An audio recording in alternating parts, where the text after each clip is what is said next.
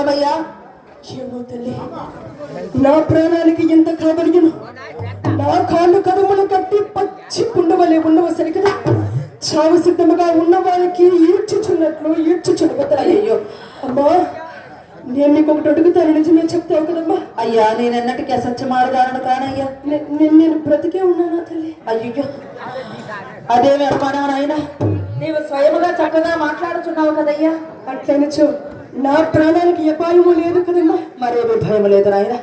ఆ చోట కూర్చుండమయ్యా, నేను విశ్రాంతి తీసుకుందమ్మా. అయ్యో తండ్రి, అయ్యో తండ్రి,